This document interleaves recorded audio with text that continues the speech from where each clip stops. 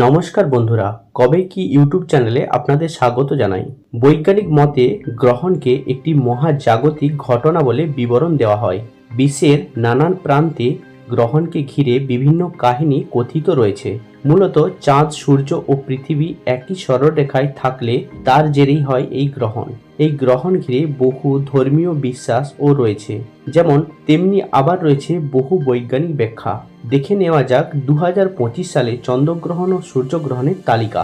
2025 সালে চন্দ্রগ্রহণ 2025 সালে রয়েছে একটি পূর্ণ চন্দ্রগ্রহণ।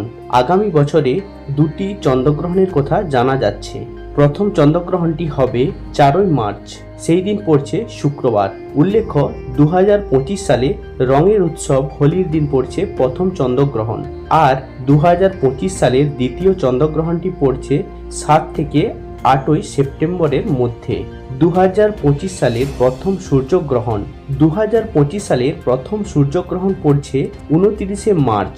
সেই গ্রহণ দেখা যাবে ইউরোপ, এশিয়া, আফ্রিকা ও উত্তর দক্ষিণ আমেরিকার বহু অংশ থেকে। এর ছায়া বিস্তৃত হবে আন্টার্কটিকা ও আটলান্টিক মহাসাগর পর্যন্ত।